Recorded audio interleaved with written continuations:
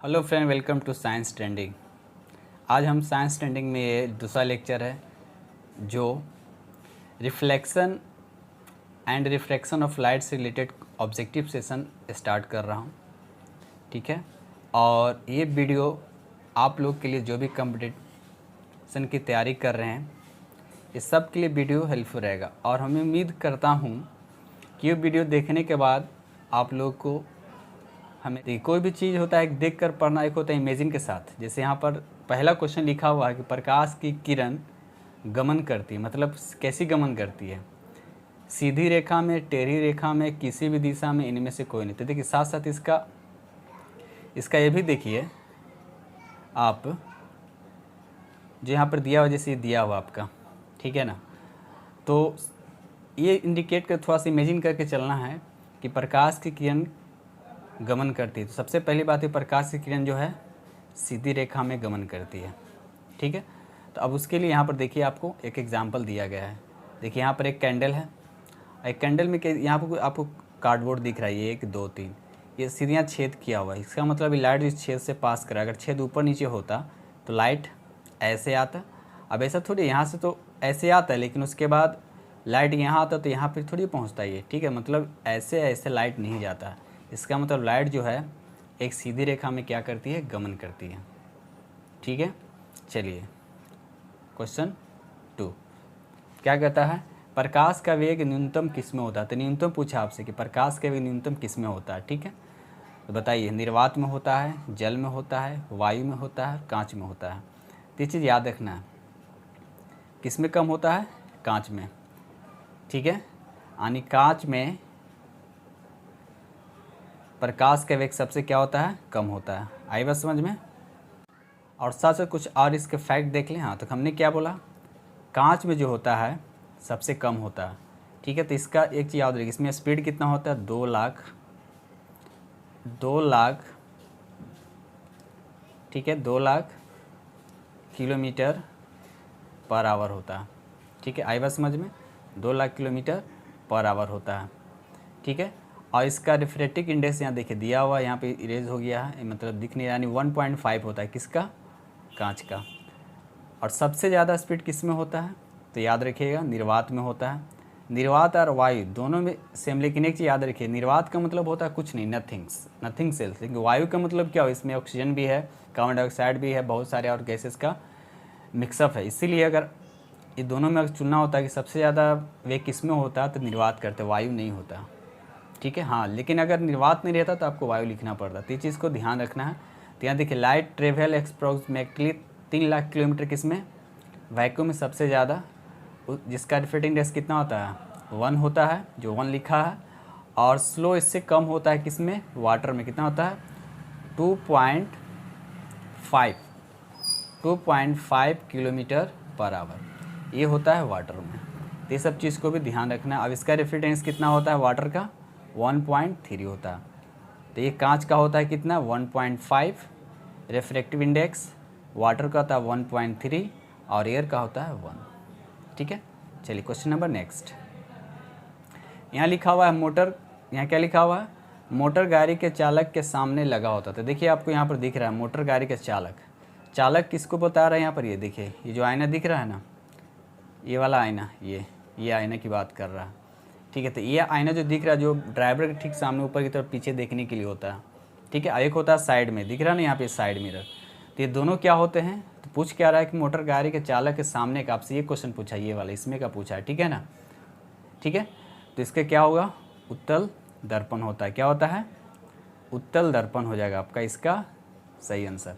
अगर साइड देखिए क्वेश्चन, और यहाँ देखिए, इसमें क्वेश्चन से भी पूछ सकता है कि साइड मिरर, याद रखिएगा साइड मिरर के रूप में भी उत्तल दर्पण का ही यूज़ किया जाता है, और इसको इंग्लिश में कहते हैं कन्वेक्स मिरर बोलते हैं, ये भी याद रखना। ठीक है, क्या बोलते हैं, कन्वेक्स मिरर बोलते हैं। आई बात समझ में? अगर दोस्त समझ में आए तो प्लीज़ लाइक करें, अगर इस चैनल पर नए तो चैनल को सब्सक्राइब कर लें और बेल आइकन को प्रेस करना नहीं भूलें, क्योंकि इस तरह से हम इससे भी बेस्ट हम क्वेश्चन लाने की कोशिश करेंगे। अभी तो ये स्टार्ट हुआ है। ठीक है, चलिए question number next. Question number 4 कहता है कि मोटर कार के हेडलाइट, अब देखिए एक वर्ड आया यहाँ पे हेडलाइट, ठीक है ना, तो हेडलाइट में किसका प्रयोग है? तो हेडलाइट का मतलब जो बैक गाड़ी होता दिख रहा है ना, ये जो आपको दिख रहा है, इसको थोड़ा कलर चेंज कर दिखाऊँ रेड से, ये जो दिख रहा है ये हेडलाइट होता है। ये क्या होता है? हेडलाइट। वही पूछ रहा है आपसे कि हेडलाइट जो होता है वह उसमें कौन सा दर्पण होता है, यानी कौन सा मिरर होता है। हेडलाइट में कौन सा मिरर होता है? तो याद रखिएगा अवतल होता है। क्या होता है? अवतल दर्पण होता है। इसके साथ और इसके फैक्ट, जो टॉर्च जो हम लोग यूज़ करते हैं, टॉर्च उसमें भी यूज़ किया जाता है। चाहे सेविंग जो सैलून में होता है तो उसमें भी हम अवतल दर्पण का यूज़ करते हैं, यानी इसको बोलते हैं कॉनकेव मिरर। कॉनकेव मिरर बोलते हैं। ठीक है, आई बात समझ में? यहाँ देखिए 2 हम स्पून लिए हैं, एक ही चम्मच है लेकिन साइड चेंज उसका। देखिए इसमें उल्टा दिख रहा है, यहाँ दिख रहा है ना, ये उल्टा दिख रहा है। तो उल्टा दिखने का मतलब क्या हुआ? ये कौन सा हो गया? कॉनकेव मिरर हो गया। कॉनकेव मिरर हो गया, मतलब ये अवतल दर्पण है। ये क्या है? अवतल दर्पण है। ठीक है, तो अवतल दर्पण में ही उल्टा भी बनता है और सीधा भी बनता है, लेकिन ये देखिए इसमें इस चम्मच में सीधा बन रहा है, इसका मतलब ये हो गया उत्तल दर्पण। ये क्या हो गया आपका? उत्तल दर्पण। तो ये चीज़ ध्यान रखिएगा, जो हम बोल रहा हूँ उसको सुनिए। ये हो गया उत्तल दर्पण। उत्तल दर्पण में किसी भी ऑब्जेक्ट का हमेशा सीधा प्रतिबिंब बनता है, ये हमेशा याद रखिएगा। कभी भी उल्टा इसमें इमेज नहीं बनता है। किसमें? उत्तल दर्पण में, यानी कन्वेक्स मिरर। ठीक है, कन्वेक्स मिरर में हमेशा सीधा प्रतिबिंब बनता है। ठीक है, और ये कॉनकेव मिरर जो होता है, जिसको हम अवतल दर्पण कहते हैं, इसमें दोनों बनता है। तो ये जो चम्मच जो दिख रहा है, देखिए चम्मच के गड्ढा वाला जो होता है ना, गड्ढा वाला जो पार्ट होता है, देखिए ये फ्रंट दिख रहा है। अगर ये फ्रंट होगा तो ये होगा उत्तल दर्पण। ऐसे जो दिख रहा है, ये गड्ढा वाला जो शेप है, इसमें उल्टा ये बना हुआ, तो ये काम करता है अवतल दर्पण की तरह। तो ये चीज़ ध्यान रखिए। तो इस स्पून में है, दिख रहा है, जिसमें उल्टा बना हुआ अवतल दर्पण की तरह काम कर रहा है, इसे ये, और ये हो गया उत्तल दर्पण की तरह। तो आई होप कि समझ में आ रहा होगा। दोस्त समझ रहा हो तो प्लीज़ लाइक करें, और इस चैनल पर नए हो तो इस चैनल को सब्सक्राइब कर लें और बेल आइकन को बजाना नहीं भूलें, क्योंकि जो भी वीडियो अपलोड करें आप तक जल्द से जल्द पहुंच जाएगा। तो उम्मीद करता हूं कि इस चैनल को आप सब्सक्राइब कर लीजिएगा और घंटा बजाना नहीं भूलिएगा। ठीक है दोस्त, तो चलते हैं नेक्स्ट क्वेश्चन नंबर 5 की तरफ। यहाँ क्या लिखा है? क्वेश्चन दिख रहा है ना, छोटा तो नहीं ना दिख रहा है, थोड़ा सा इसको बड़ा कर देता हूँ। चलिए यहाँ देखिए, समतल दर्पण द्वारा बना प्रतिबिंब होता था। अब देखिए समतल दर्पण, तो समतल दर्पण में जनरली प्रॉपर्टीज़ क्या होता है कि जैसे बता रहा हूँ इसका एग्जाम, जैसे घरों में आप यूज़ करते हैं, जैसे हो गया घरों में जो आईना होता है, जो मिरर होता है घरों में जो मिरर होता है, ठीक है, तो वो जनरली समतल दर्पण हम लोग यूज़ करते हैं। तो आपसे पूछा है कि समतल दर्पण द्वारा बना प्रतिबिंब, तो याद रखिएगा समतल दर्पण द्वारा बना प्रतिबिंब क्या होता है? हमेशा काल्पनिक होता है। क्या होता है? काल्पनिक होता है, जिसको इंग्लिश में कहते हैं वर्चुअल इमेज बोलते हैं। क्या बोलते हैं? Virtual image. ठीक है, आई बात समझ में? तो आपसे पूछ रहा है क्या कि समतल दर्पण द्वारा बना प्रतिबिंब क्या होता है? काल्पनिक होता है। तो आंसर हो जाएगा आपका बी हो जाएगा। तो आई होप कि समझ में आ रहा है। इसके कुछ फैक्ट देख लीजिए। अब इसका यूज़ देखिए, क्या लिखा हुआ है? They are use to see our self. हम लोग इसको अपने फेस देखने के लिए भी इसको यूज़ करते हैं। ठीक है, उसके बाद देखिए जो सोनार की जो दुकान होता है उसमें भी यूज़ किया जाता है समतल दर्पण का। ठीक है, उसके बाद यहाँ देखिए क्या लिखा? Plane mirror are used making periscope में भी इसको यूज़ किया जाता है। एक होता है कैलिडोस्कोप, उसको भी याद रखिए, यहाँ पे लिखा हुआ नहीं है कि कैलिडोस्कोप में भी समतल दर्पण का प्रयोग किया जाता है। ठीक है, और घरों में यूज़ किया जाता है, और इसमें हमेशा काल्पनिक प्रतिबिंब बनता है, यानी वर्चुअल इमेज बनता है। और ये इमेज जो है, जैसे मान लीजिए ये मिरर है, तो मिरर से जितना दूरी पे ऑब्जेक्ट होगा उतना दूरी पे इसमें इमेज बनता है। आई बात समझ? मान लें कि ऑब्जेक्ट यहाँ पर है 5 सेंटीमीटर की दूरी पर, तो इसका इमेज भी बनेगा 5 सेंटीमीटर की दूरी पर, यानी इस मिरर से। ठीक है, चलिए अब देखिए ये बच्चा जो दिखा रहा है, ये घरों में आईना है, उसके लिए आपका है पेरिस्कोप। दिख रहा है ना, ये पेरिस्कोप। तो पेरिस्कोप में भी समतल दर्पण का यूज़ किया जाता है। और साथ साथ ये देखिए, ये जो दिखा रहा है, मतलब वैसे मोड़ पे जहाँ मोड़ हो अब पता नहीं चल रहा है। ठीक है, तो वहाँ पर मोड़ को दिखाने के लिए, मतलब एक्सीडेंट होने से बचाने के लिए वहाँ पर समतल दर्पण का प्रयोग किया जाता है। किससे पता चले जहाँ पर मोड़ आएगा तो वहाँ पर समतल दर्पण लगा दिया जाता है। बहुत टेढ़ा टुकड़ मोड़ होता है, ठीक है। इससे पता चल जाता है कि कहीं साइड से गाड़ी आ रही है ना। इससे क्या होता है कि एक बड़ी एक्सीडेंट होने से क्या होता है, वह बच जाता है, यानी एक तरह के सेफ भी करता है, ठीक है। चलिए क्वेश्चन नंबर नेक्स्ट। लेंस की क्षमता का SI मात्रक होता है, क्या होता है? तो इसका आंसर क्या होता है? डायप्टर होता है। तो डायप्टर यानी ऑप्शन ए हो जाएगा। अब थोड़ा इसके बारे में जान लेते हैं कि इस होता क्या है। यहाँ देखिए P लिखा है 1/, P क्या होता है 1/f। f हो गया फोकल लेंथ, जिसको कहते हैं फोकस दूरी, फोकस दूरी बोलते हैं, ठीक है। I होता है पावर, तो पावर की यूनिट क्या होता है? डायप्टर होता है, जिसको कैपिटल D से इंडिकेट करते हैं। आई बस समझ में। तो P 1/f। IF जब भी यहाँ पर होगा, F को जब भी हम लेंगे तो वह मीटर में होगा। क्या चीज़ में होगा? मीटर में होगा। जब भी न्यूमेरिकल सॉल्व करने के लिए आता है तो सेंटीमीटर में दिया हुआ रहता है, लेकिन आप उसको पहले मीटर में कन्वर्ट कर ले, उसके बाद आप उसका पावर निकालें, ठीक है दोस्त। तो यहाँ देखिए ये आपको दिया हुआ है कि P ये होता है, तो इसको आप ऐसे नहीं लिखकर ऐसे भी लिख सकते हैं, ठीक है। तो ऐसा यूनिट ऑफ पावर डायप्टर होता है, इसको D से इंडिकेट करते हैं। 1 diopter is power of lens whose focal length कितना? 1 मीटर, है ना। जैसे यहाँ देखिए P अगर पावर 1 होगा तो F भी कितना होगा? 1 ही होगा, वही तो बोल रहा है, ठीक है। उसके बाद लिखा कि पावर ऑफ कॉन्वेक्स लेंस। देखिए लेंस दो तरह का होता है ना, लेंस दो तरह का होता है, एक होता है कॉन्वेक्स लेंस, एक होता है कॉनकेव लेंस। कहाँ गया? ये देखिए छोटा सा दिख रहा होगा, ये हो गया कॉनकेव लेंस। तो याद रखिएगा कॉन्वेक्स लेंस, कॉन्वेक्स लेंस क्या होता है? पॉजिटिव होता है, और कॉनकेव लेंस क्या होता है? निगेटिव होता है। ये याद रखिएगा। मतलब ये हुआ कि इसमें फोकस दूरी या पावर दोनों क्या होंगे? पॉजिटिव होंगे, और कॉनकेव लेंस में फोकस और पावर दोनों क्या होगा? निगेटिव होगा। तो जाहिर सी बात है कि F और दोनों का रिलेशन है, F दोनों का रिलेशन है P/F का, तो जाहिर सी बात ये निगेटिव होगा तो ये भी निगेटिव होगा, ये पॉजिटिव होगा तो ये पॉजिटिव होगा। तो ये चीज़ को ध्यान रखना, ठीक है। तो आई होप कि समझ में आ रहा होगा, ठीक है दोस्त। चलिए क्वेश्चन नंबर नेक्स्ट। प्रकाश की किरणों का पथ दर्शाने वाले चित्र को क्या कहते हैं? अब देखिए प्रकाश की किरण जो पथ होता है उसको दर्शाने वाले चित्र को क्या करते हैं? किरण आरेख कहते हैं। क्या कहते हैं? किरण आरेख, जिसको इंग्लिश में कहते हैं रे डायग्राम। क्या बोलते हैं उसको? रे डायग्राम, रे डायग्राम, ठीक है। आई बात समझ में। तो रे डायग्राम, यहाँ देखिए आपको ये एक मिरर दिया हुआ है। कौन सा मिरर है ये? कॉनकेव मिरर है, यानी अवतल दर्पण है। अवतल दर्पण है यानी कॉनकेव मिरर, कॉनकेव मिरर है ये, ठीक है। ये एक मेन एक्सिस है जो आपको इंडिकेट करके बता रहा है। यहाँ पर ऑब्जेक्ट रखा हुआ है और उसका इमेज यहाँ पे क्रिएट हो रहा है। तो ये जो आई जो दिख रहा है, ये जो दिख रहा है यहाँ से ये रे जा रहा है, ठीक है। ऐसे यहाँ से रिटर्निंग हो रहा है, ठीक है। ये रे जा रहा है, इससे बैक रिटर्निंग हो रहा है, तो ये हो गया रे।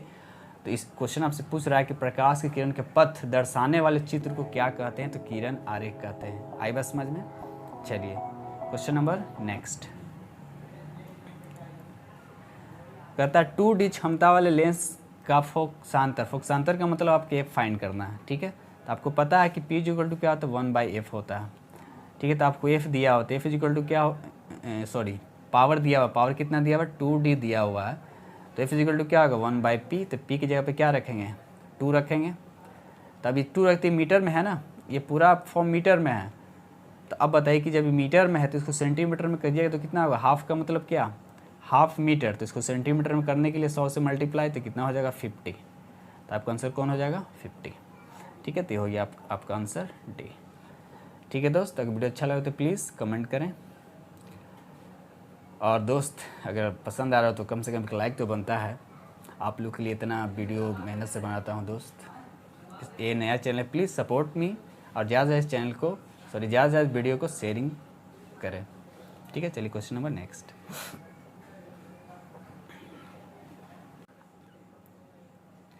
कहता है किसी उत्तल लेंस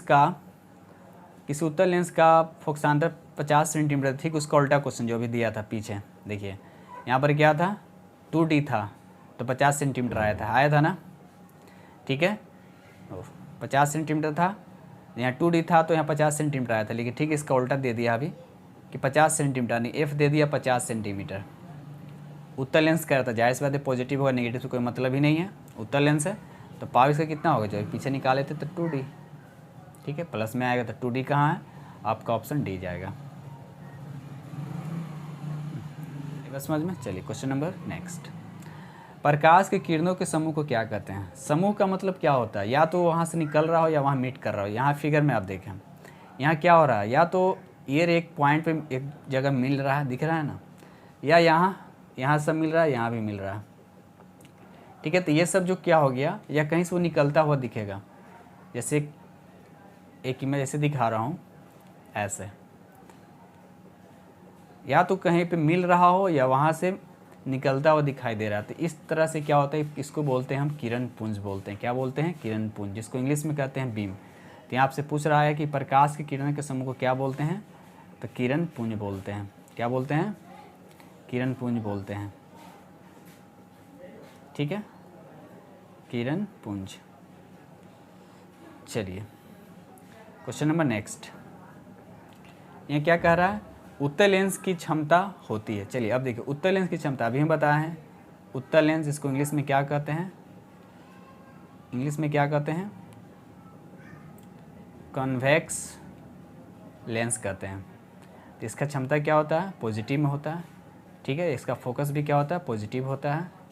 तो ये सब चीज़ को याद रखें। तो आपको पूछ क्या रहा है कि पॉजिटिव ऋणात्मक होगा कि धनात्मक होगा कि और भी दोनों होगा, तो नहीं, इसका क्या होगा, धनात्मक होगा, ठीक है। चलिए क्वेश्चन नंबर नेक्स्ट। अवतल लेंस की क्षमता होती है। अवतल लेंस क्या होता है अभी बताएं। उत्तल में क्या होता है, उत्तल में होता है प्लस, तो अवतल में क्या हो जाएगा, माइनस हो जाएगा, ठीक है। तो यहाँ पर हो जाएगा आपका माइनस, ठीक है। आई बस समझ में। चलिए कोई ज़्यादा टफ नहीं है। चलिए क्वेश्चन नंबर नेक्स्ट। उत्तल लेंस को कहते हैं, अब देखिए उत्तल लेंस को और किस किस नाम से जाने जाते हैं। तो ऑप्शन ए में लिखा अभिसारी लेंस, दो में लिखा हो, बी में लिखा उत्तल लेंस, और सी में लिखा अभिसारी लेंस, और डी में लिखा है इनमें से कोई नहीं। तो पहले उत्तल लेंस यहाँ देखिए, उत्तल लेंस दोनों में कौन है, यहाँ देखिए उत्तल लेंस ये है, इसको बोलते हैं इंग्लिश में कॉन्वेक्स लेंस, या हिंदी में कहते हैं इसको उत्तल लेंस कहते हैं, ठीक है। तो उत्तल लेंस को आप क्या बोलते हैं, अभिसारी लेंस भी कहते हैं। क्या कहते हैं, अभिसारी लेंस। तो आपका आंसर क्या हो जाएगा, ए हो जाएगा, ठीक है। और ये हो गया आपका, इसको बोलते हैं अपसारी लेंस। ये क्या हो गया, अपसारी लेंस। अपसारी अब अभिसारी दोनों पर ध्यान दीजिएगा, अपसारी। इसको इंग्लिश में कहते हैं डाइवर्जिंग, डाइवर्जिंग इसको बोलते हैं कन्वर्जिंग। तो जो हम बोले उसको ध्यान दीजिएगा, कन्वर्जिंग डाइवर्जिंग, तो ये चीज़ को ध्यान रखना है, ठीक है दोस्त। चलिए तो वीडियो अच्छा लग रहा तो पहले आप लाइक कर दीजिए, तो भूल जाइएगा, पहले लाइक, उसके बाद वीडियो को आप देखिएगा, ठीक है। चलिए उम्मीद करता हूँ कि आपने लाइक कर दिया है। चलिए क्वेश्चन नंबर नेक्स्ट। अवतल लेंस को क्या कहते थे, अभी हमने बताया, अभी हमने क्या बताया, ये क्या हो गया, ये उत्तल लेंस है, आई क्या हो गया, ये अवतल लेंस है, ठीक है। तो अवतल लेंस को इंग्लिश में कहते हैं कॉनकेव लेंस भी कहते हैं। तो अवतल लेंस को और हिंदी में किस नाम से जानते हैं, उसको बोलते हैं अपसारी लेंस। क्या बोलते हैं, अपसारी। इससे पहले अभी क्वेश्चन बताए थे, देखिए इसमें कहाँ गया, देखिए इसमें बताया है ना, ठीक है। चलिए तो हो गया अपसारी लेंस। आई बात समझ में, अपसारी, ओहो, ठीक है। चलिए क्वेश्चन नंबर नेक्स्ट। निम्न में से कौन सा पदार्थ लेंस बनाने के लिए प्रयुक्त नहीं किया जाता है। एक चीज़ देखिए यहाँ पर, ए में लिखा हुआ है जल, बी में लिखा है कांच, सी में लिखा है प्लास्टिक, और डी में लिखा है मिट्टी। इम्पॉसिबल, मिट्टी कभी नहीं किया जाता है, ठीक है। तो आपसे पूछ, ठीक है, मिट्टी का यूज़ नहीं किया जाता। चलिए क्वेश्चन नंबर नेक्स्ट। कहता है किस दर्पण से हमेशा वस्तु से छोटा प्रतिबिंब बनता है।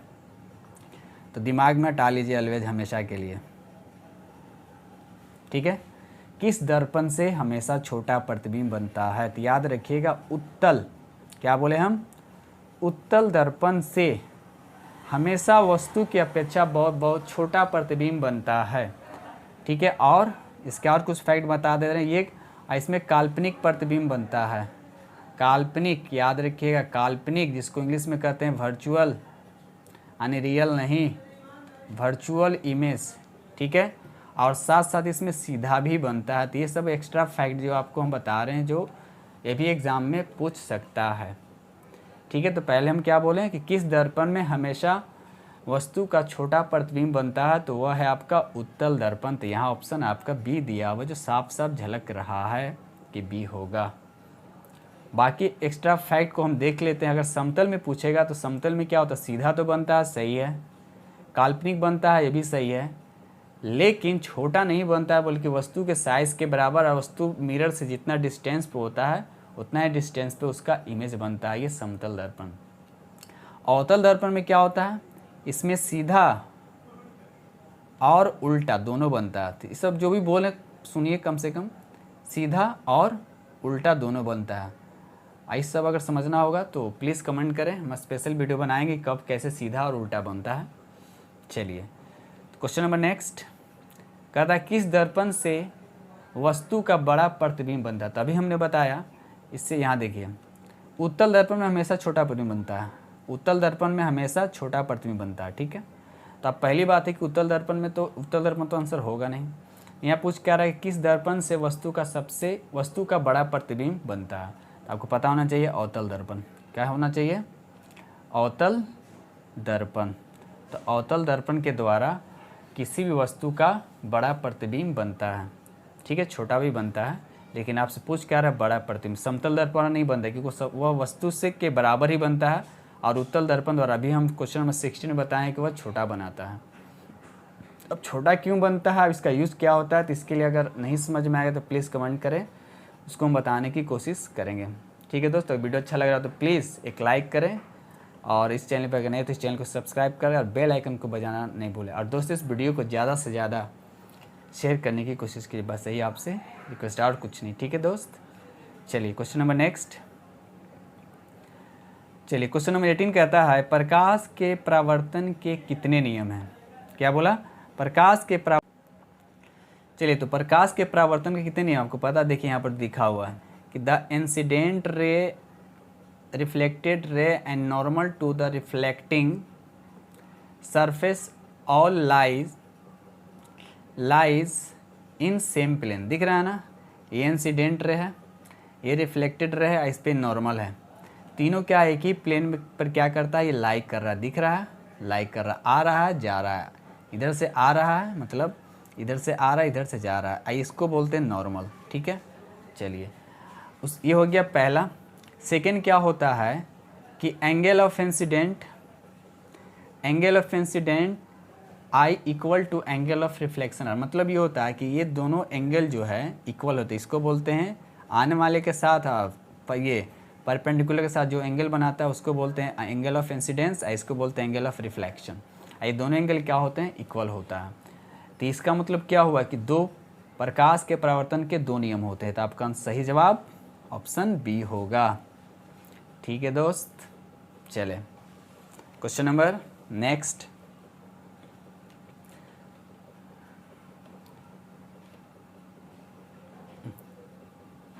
चलिए क्वेश्चन नंबर 19। क्वेश्चन नंबर 19 कहता है कि जब प्रकाश की किरण हवा से कांच में प्रवेश करती है तो मुड़ जाती है। तो अभी देखिए आपको फिगर देख के अंदाज़ा लग रहा होगा कि यहाँ पर हवा है, ये है आपका कांच, ग्लास दिख रहा है। तो देखिए जब कांच से ग्लास में हवा से जब कांच में एंट्री कर रहा है तो देखिए यहाँ पर क्या कर बेंट हो गया, यहाँ पर बेंट हो गया ये एरिया, उसको सीधा ऐसे निकलना चाहिए था ऐसे, लेकिन सीधा देखो क्या हो गया, मुड़ गया है किधर, परपेंडिकुलर की तरफ, यानी नॉर्मल की तरफ, इधर बेंट हो गया, इधर क्या हो गया, बेंट कर गया, मुड़ गया। तो इसका मतलब क्या हुआ कि जब प्रकाश की किरण हवा से ग्लास में एंट्री कर रहा तो वह परपेंडिकुलर की ओर मुड़ गया, मतलब अभिलंब की तरफ मुड़ गया, अभिलंब की तरफ। तो आपको ऑप्शन देखिए, अभिलंब से दूर, पहला तो गलत होगा, पहला नहीं होगा। अभिलंब के निकट ऐसा वर्ड लिखा, आप अभिलंब के निकट लिखा, मतलब अभिलंब के पास, दूर नहीं। अभिलंब के समांतर तो नहीं, ये भी गलती। तो ऑप्शन कौन बचा, डी सॉरी, ऑप्शन बचा आपका बी। ये हो गया आपका सही जवाब। तो आशा करता हूँ कि आपको समझ में आ रहा होगा। दोस्त नहीं समझ आए प्लीज़ कमेंट करें, इससे बेहतर समझाने की हम कोशिश करेंगे। चलिए क्वेश्चन नंबर 20। चलिए क्वेश्चन 20 में क्या कहता है कि फोटोग्राफी कैमरा का अभिदृश्यक होता है। अभिदृश्यक का मतलब जिधर वस्तु को हम देखते हैं, ठीक है। जैसे यहाँ देखिए, ये दिख रहा नहीं, ये पार्ट, तो इधर कोई ऑब्जेक्ट होता है, उसको हम लोग क्या करते हैं, देखते हैं। अब बैक जो यहाँ पर जो बैक हुआ, ठीक है, जहाँ पर आई को हम लोग रख कर देखते हैं, ठीक है। तो आपको बताना है कि वहाँ पे अभिदृश्यक की तरफ का जो लेंस होता है वो कैसा लेंस होता है। तो याद रखिएगा हमेशा वह कैसा होता है, उत्तल होता है। क्या होता है, उत्तल होता है। ठीक है दोस्त, आई बस समझ में। तो ये रहा 20 क्वेश्चन, ठीक है।